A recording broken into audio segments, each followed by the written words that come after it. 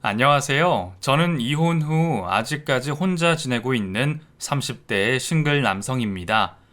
상처라는 게 시간이 지나면 나아질 거라 생각해 제 스스로도 나쁜 기억은 하루빨리 잊고 싶은 심정이지만 제가 노력하지 않아도 이따금씩 떠오르는 옛 기억에 아직도 꽤 힘드네요.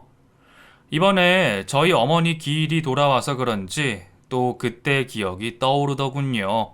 생각하지 않으려 해도 억울함인지 자책인지 옛 기억이 자꾸 떠오르는 걸 보니 저도 한 번쯤은 어디에다가 다 털어놓고 잊어버려야 하지 않나 싶은 생각이 듭니다.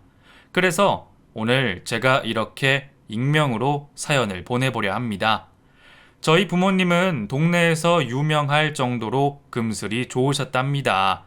제가 보고 자란 것만 기억하더라도 두 분은 어디 다니실 때마다 손을 꼭 잡고 다니셨고 늘 함께 하실 정도로 가까우셨으니까요. 제 부모님은 그렇게 싸움 한 번 없이 사이가 좋으셨는데도 불구하고 늦은 나이까지 자식이 없었습니다. 당시로는 흔하지 않을 만큼 병원도 다니시고 온갖 노력을 해보셨는데도 계속 아이가 생기지 않아 그게 유일한 걱정이셨다고 해요. 몇 년이나 고생을 하셨는지 그쯤 어머니는 지나가는 아이들만 봐도 괜히 눈물이 나고 울적해지곤 하셨다고 합니다. 그래도 사랑하는 두 분이 계시니 서로 의지하며 보듬으며 시련을 이겨내셨겠죠. 당시에는 30만 되어도 노산이라 했던 때였는데 벌써 30 중반이 다 되어가는 어머니는 이미 많은 것을 포기하신 상태셨을 겁니다. 당신한테는 자식 복이 없다 생각하시며 남편 하나 잘 얻은 것만으로 만족을 하겠다 싶으셨겠죠. 그렇게 다 포기했다 싶었던 그때에 믿을 수 없는 소식이 들려왔습니다. 바로 제가 생겼던 거죠. 당시 어머니 나이가 30 중반이셨고 아버지가 40이 되셨으니 늦둥이도 그런 늦둥이가 없었습니다. 오랜 기다림 끝에 자식을 보게 되신 부모님은 이런 생각을 하셨다고 합니다. 다 포기했다, 미련 없다 싶었을 때 네가 생긴 것을 보고 많은 생각이 들더구나. 결국 그동안 우리가 너무 욕심을 부려서 그랬던 건 아닐까 싶었던 거지. 그냥 편안하게 마음 먹고 기다렸으면 더 일찍 찾아오지 않았을까 말이야. 그래서 너희 아버지랑 나는 그때 생각했다. 귀하디 귀한 이 자식 품에 끌어안고만 살지 말고 내 자식이라고 욕심 부리지 말고 물 흐르는 대로 바람 부는 대로 그렇게 키우자고 말이다. 그래서 건강하게 태어나기만 하면 바랄 것 없겠다 마음을 먹었단다. 사실 두 분도 오랜 기다림 끝에 늦게 본 자식이 얼마나 애달프셨겠습니까? 그런데도 두 분은 제게 뭐 하나 바라시는 것 없으셨고, 제가 자라는 동안 한 번도 제게 공부 열심히 해라, 성적 잘 받아야 한다, 1등 해라, 그런 말씀 하신 적이 없으셨죠. 덕분에 저는 별다른 걱정 고민 없이 밝은 아이로 자랄 수가 있었고, 저를 그렇게 길러주신 부모님께 항상 감사했습니다. 어렸을 적엔 사랑만 받으며 아무 어려움 없이 커왔던 저도 점점 나이를 먹고 자라면서 철이 들기 시작했고, 그제서야 한참 나이 드신 부모님 얼굴이 눈에 들어왔죠. 성인이 되어 철이 들기 시작했던 저는 나이 드시고 고생 많으셨던 부모님께 꼭 효도를 하고자 다짐했습니다. 세상 모든 자식들이 그런 생각을 하겠지만 아무래도 저는 남들보다 조금 더 애가 탈 수밖에 없었어요. 두 분이 아무리 오래 살아 계신다고 해도 남들보다 10몇 년은 모자랄 텐데 시간이 얼마 없다 생각하니 저도 모르게 조바심이 나더라고요. 물론 꼭 효도라는 게 성공해서 할 수 있는 일은 아니지만 저는 부모님께 웃음을 드리고 싶었기에 뭐라도 잘해보려 노력했죠. 그렇게 대학을 졸업하며 이제 막 사회생활을 시작하게 된 저는 그런 꿈에 부풀어 있었습니다. 하지만 아버지는 아직 준비되지 않은 아들을 오래 기다려주지 못하셨습니다. 제 인생 겨우 20여 년을 아버지와 함께 보내고 저는 그렇게 일찍 아버지를 보내드려야 했습니다. 저를 사랑에 마지 않으셨던 아버지셨기에 제게는 그런 아버지의 빈자리가 너무나도 컸습니다. 너무 이른 나이에 상주가 되어 아버지를 떠나보내는 일도 절대 쉽지가 않았죠. 하지만 저보다 더 힘들어 하셨던 것은 저희 어머니셨습니다. 제게는 부모님 중 한 분이셨지만 어머니에게는 세상 유일한 한 분이셨기에 아마 저보다 그 공허함과 슬픔이 더욱 크셨을지 모르겠네요. 어머니는 슬픔을 감추지 못하셨습니다. 유일한 자식인 제가 어머니의 그런 빈자리를 좀 채워드리고 싶어 노력을 해봤지만 감히 제가 아버지의 빈자리를 채울 수는 없었고 도움이 되지 못해 죄송해하는 제게 어머니는 늘 괜찮다고 하셨습니다. 상여봐, 엄마는 괜찮아. 아직 적응이 안 돼서 그런다. 아무래도 엄마가 네 아버지랑 너무 오래 붙어 다녔던 모양이야. 이게 익숙해지고 버릇이 되어버려서 혼자 하는 게 아직 익숙치가 않네. 그래도 엄마 괜찮으니까 너무 걱정하지 말어. 너도 취업 준비하느라 바쁠 텐데 엄마 신경 쓸 시간이 어딨니? 나는 정말 괜찮으니까 너도 너 할 일 해라. 어머니는 어머니 걱정에 뒤를 쫓아다니는 제게 제 할 일을 하라고 하셨고 저도 아버지 잃은 슬픔을 잊으려 무언가 열심히 해야만 했습니다. 그렇게 제가 드디어 취업에 성공하고 누구보다 기뻐하실 어머니에게 그 소식을 전해드렸죠. 엄마, 저 이번에 취업됐어요. 최종 합격했다고 연락 왔어요. 이제 제가 엄마 호강시켜 드릴게요. 걱정하지 마세요. 아휴, 그래, 잘 되었다. 그동안 노력한 보람이 있어. 우리 상엽이 그동안 고생 많았지? 이제는 장가만 가면 되겠네. 앞으로 아들 호강받으며 즐겁게 사시겠다고 말씀하실 줄 알았던 어머니는 제 취업 소식에 돌연 분가를 결정하셨습니다. 네 아버지 돌아가시고 계속 생각했던 일이야. 여기 있으려니 자꾸 네 아버지 생각만 나서 못 살겠다. 그냥 고향집 내려가서 형제들이랑 좀 지내고 싶어서 그래. 이제 너도 취업했고 너도 혼자 지내도 괜찮지 않겠니? 어머니는 제 앞에서는 늘 괜찮다 말씀하셨지만 사실 괜찮지 않으셨던 모양입니다. 이대로는 아버지를 영영 잊지 못하겠다며 자립을 위해 고향으로 내려가고 싶으시다 말씀하셨죠.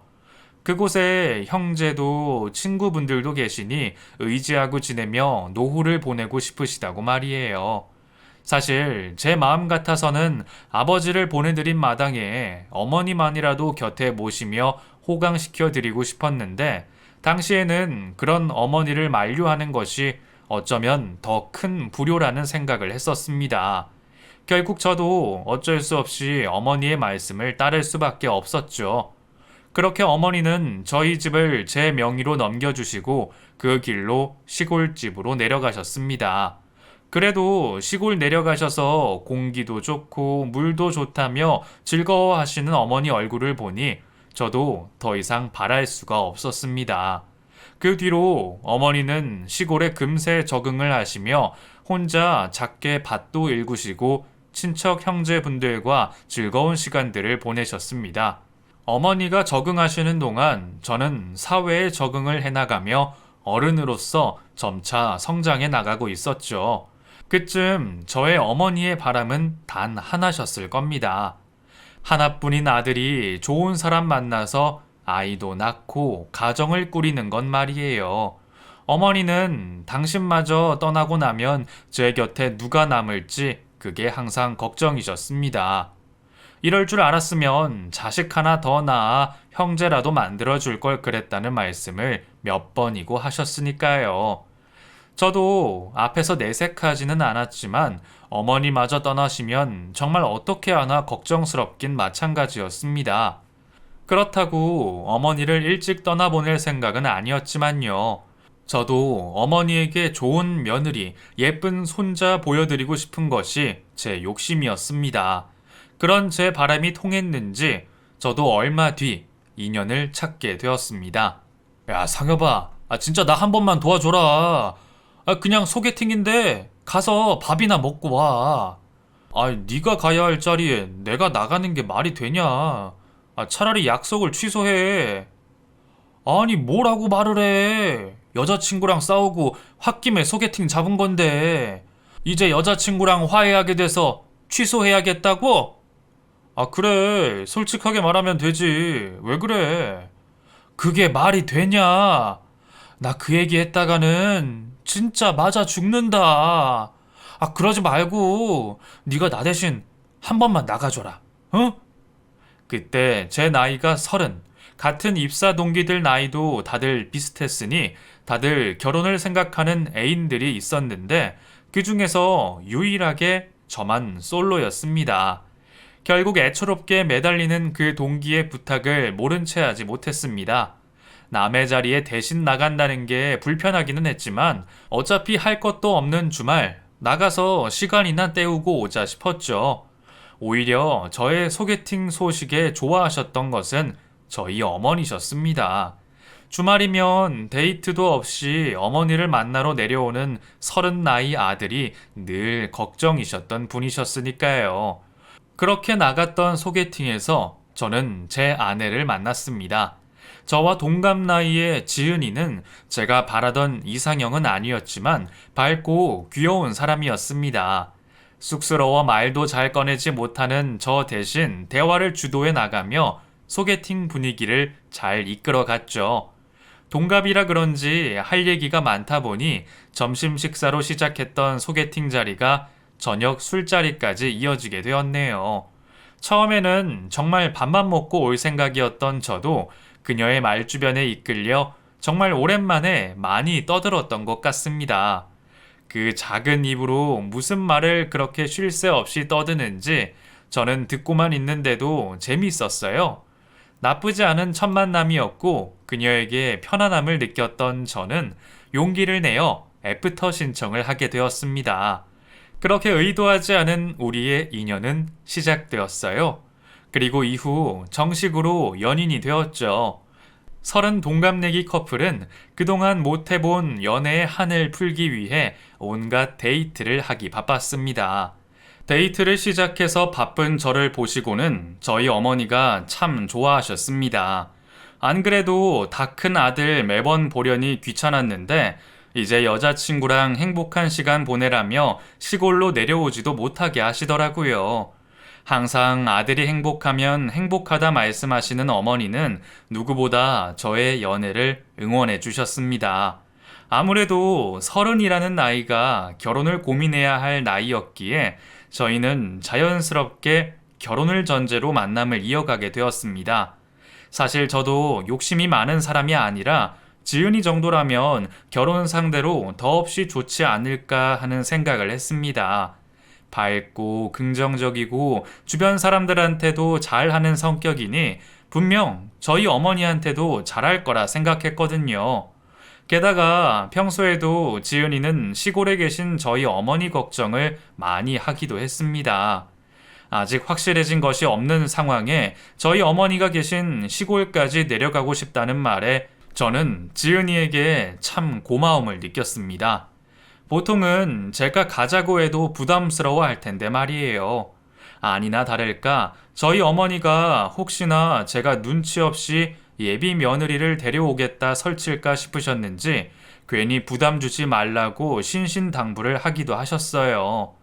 저도 어머니 말씀처럼 부담 줄 생각은 없었지만 지은이가 먼저 그런 말을 꺼내주고 저희 어머니에게 관심을 가져준다는 것이 고마웠고 어쩌면 그 마음 때문에 결혼을 결심했는지도 모르겠습니다.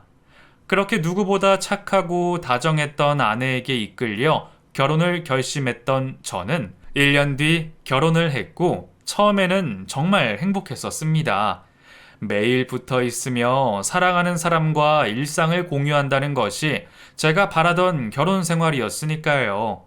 이렇게 알콩달콩 신혼을 보내다가 우리를 닮은 아이를 낳고 어머니에게 어린 손녀, 손자를 안겨드리는 것이 제가 생각하던 행복일 거라 생각했습니다. 물론 결혼은 현실이다 보니 매번 좋은 일만 있는 것은 아니었죠. 연애 기간 동안 제 아내에 대해 다 알고 있다 생각했는데 결혼을 하니 또 다른 모습들이 보이더라고요. 가장 큰 문제가 바로 저희 어머니에 관한 일이었습니다. 결혼 전에는 혼자 시골에 계신 어머니가 걱정된다며 모시고 살아도 좋겠다는 말까지 하던 사람이 결혼 후에는 어머니에게 관심이 없어 보였으니까요. 물론 신혼 초에는 어머니한테 먼저 전화도 걸고 못해도 한 달에 한 번은 시골 내려가겠다고 했었습니다. 그런데 그 결심이 그렇게 빨리 변할지는 몰랐죠. 언젠가부터 회사 일이 바쁘다, 너무 피곤하다, 이런저런 핑계를 대며 다음 주로, 그 다음 주로 미루는 아내 때문에 몇 번 싸우기도 했습니다. 그래도 어머니 혼자 계시는데 한 번씩은 얼굴 비춰야지. 당신 두고 나 혼자 가면 어머니가 뭐라 생각하시겠어. 뭘 뭐라 생각하셔. 그냥 아들 왔다 싶으시겠지.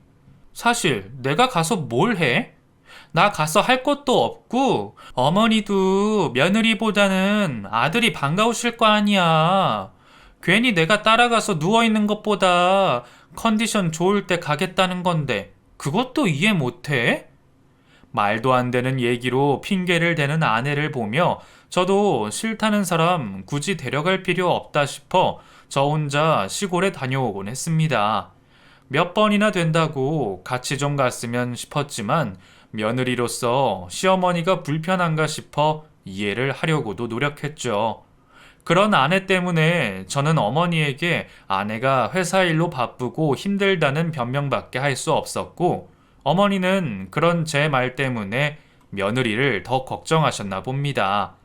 평소 며느리 귀찮을까봐 전화 한 번도 조심하시는 분이신데 자꾸 아프고 피곤하다는 얘기를 들으시니 걱정이 커지셨겠죠.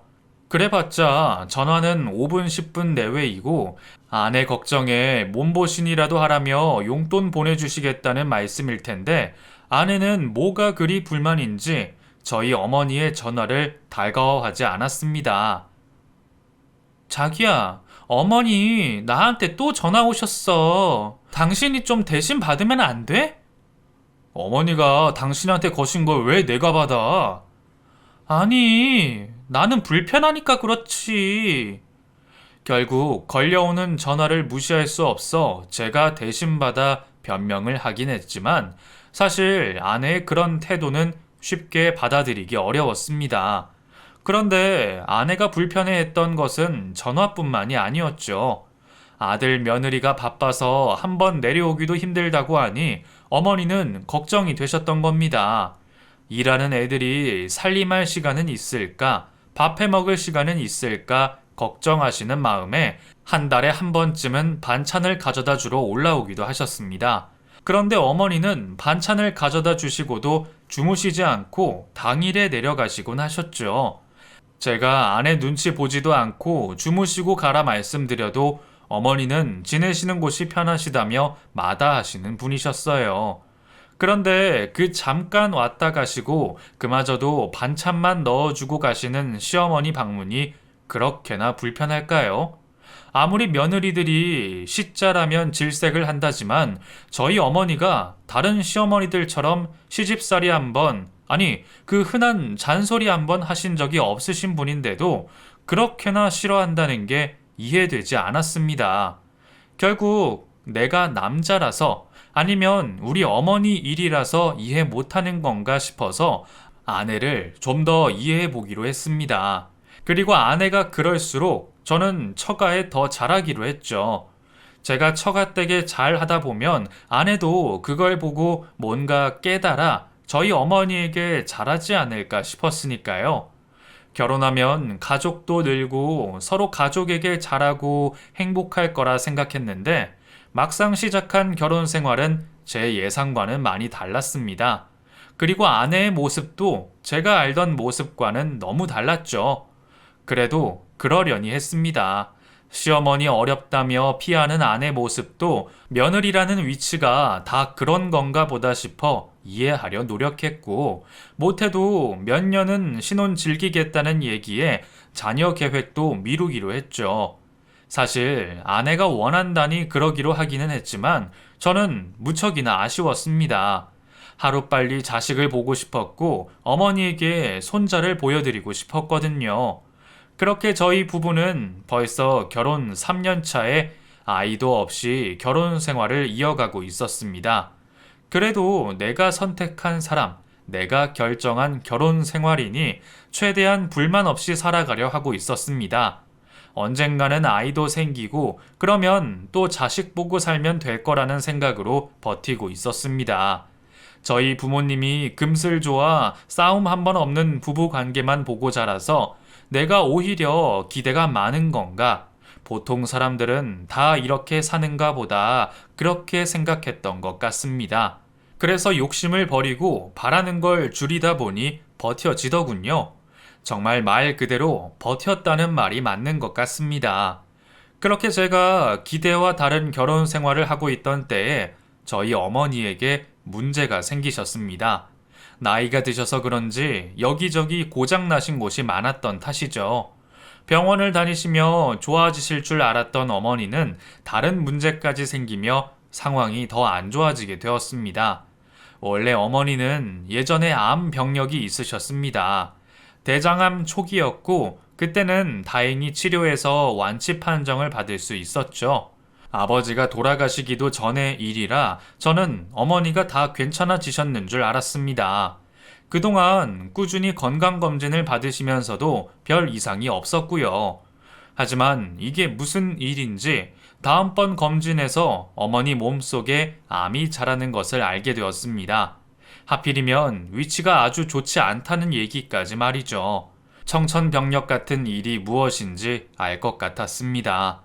솔직히 심정으로는 병원과 의사를 고소하고 싶은 심정이었습니다.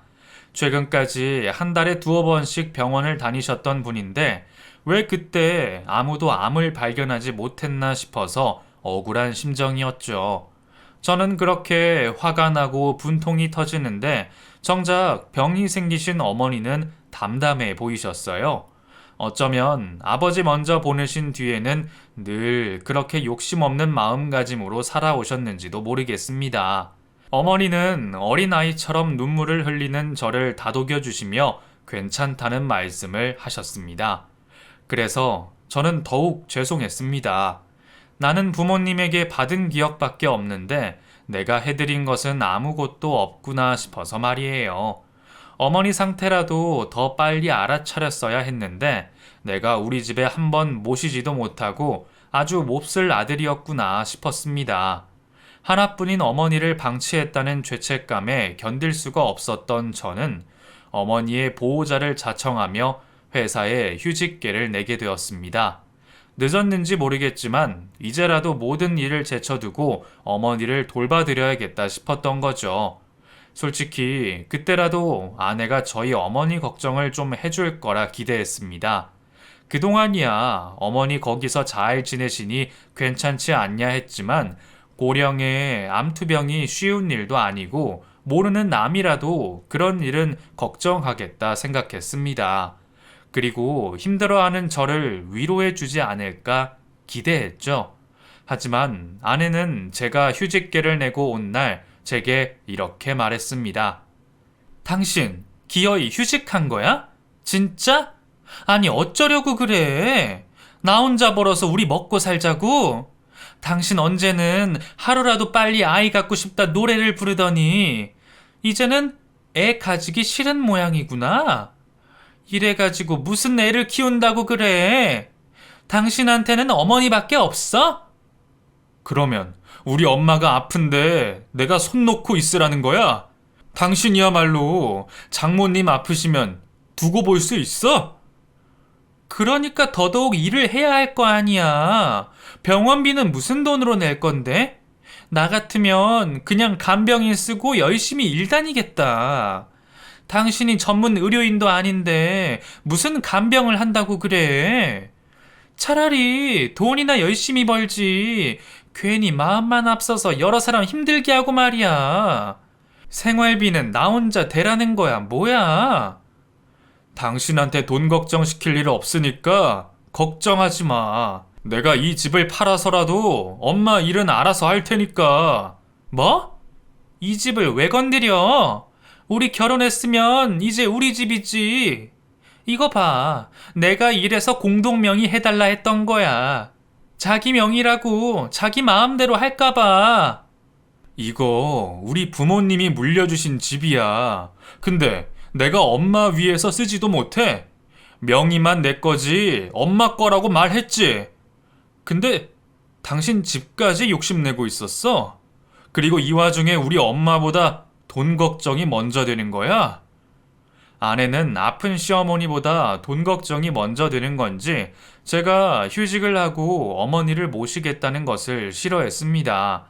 결혼을 했으니 무슨 일이든 부부간에 상의를 하고 같이 결정을 내려야 한다는 것은 저도 알고 있었습니다. 그래서 이때까지 아내에게 며느리 돌이 강요하지 않았던 거였고요.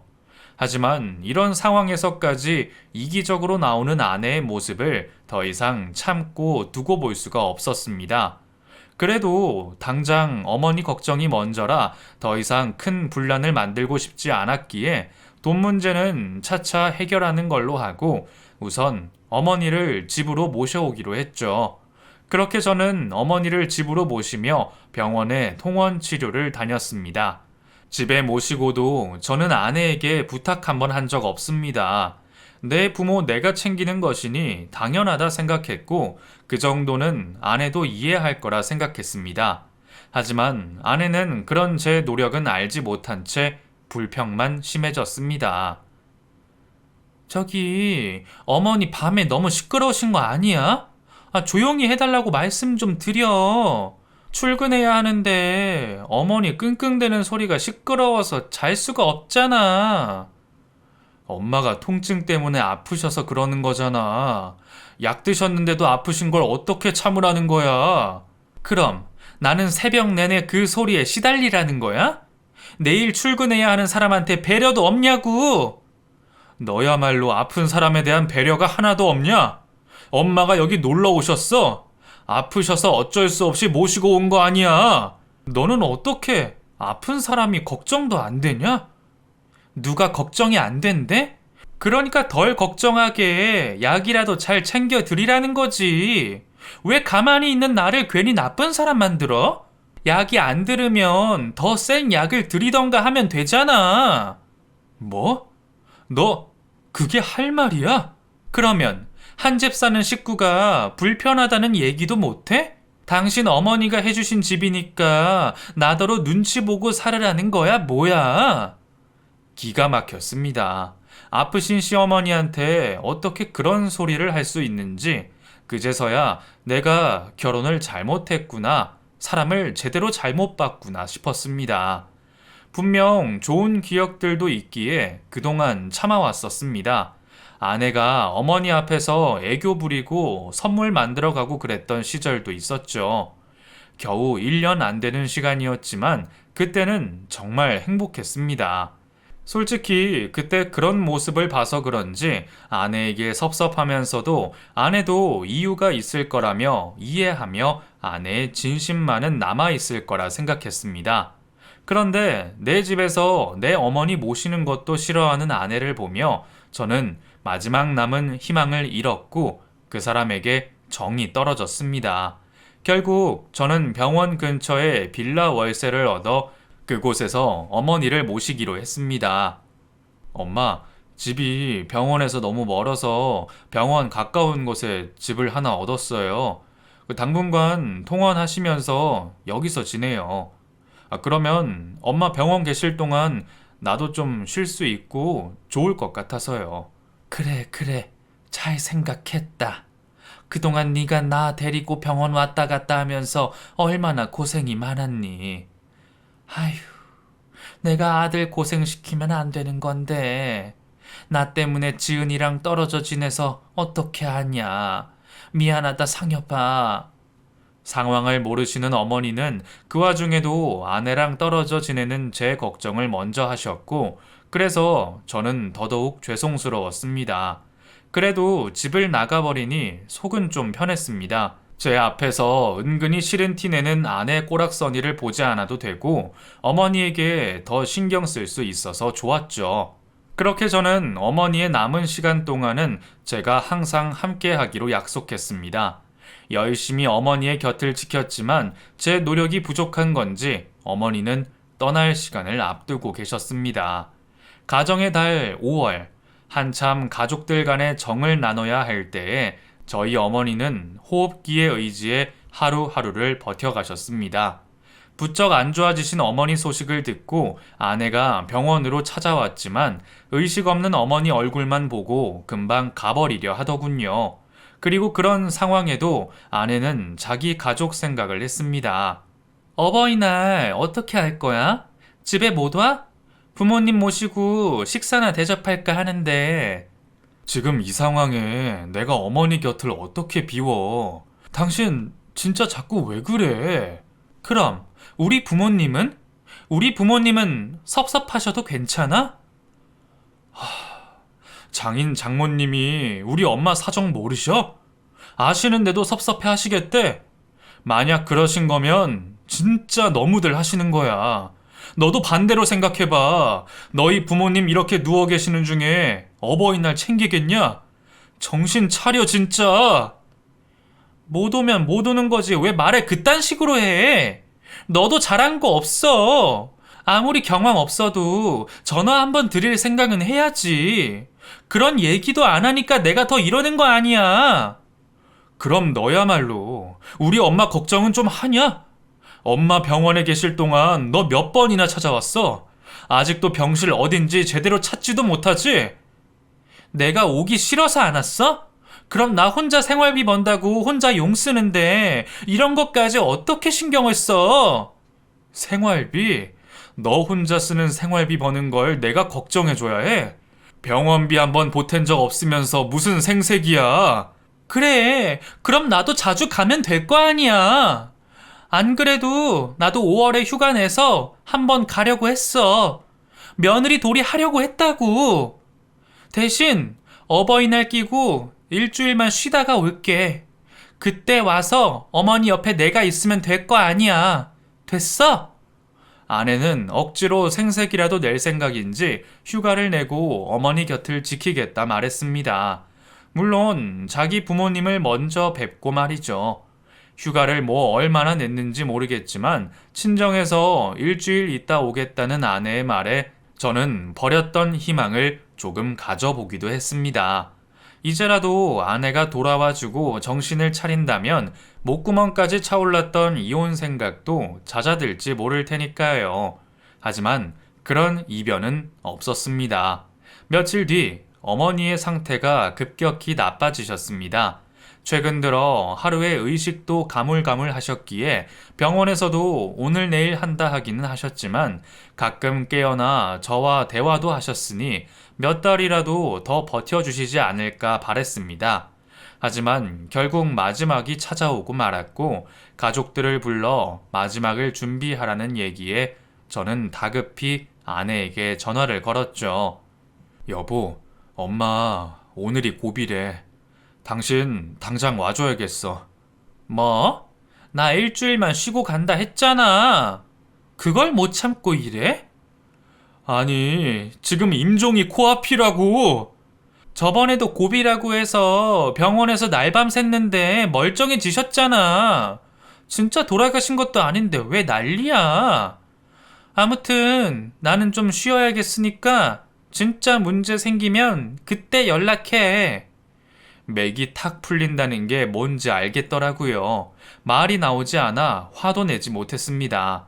물론 저번에도 어머니가 고비를 겪으신 일이 있기는 했지만 이번에는 정말 돌아가실지도 모르는데 저번 일 한 번 가지고 이렇게 아무렇지 않을 수 있는지 몰랐습니다. 사실 저도 아내의 말처럼 어머니가 고비를 무사히 넘기시기를 바랬습니다. 하지만 어머니가 아프신 뒤로는 제 뜻대로 되는 것이 하나도 없네요. 결국 어머니는 그날 새벽 제 곁을 영영 떠나시고 마셨습니다.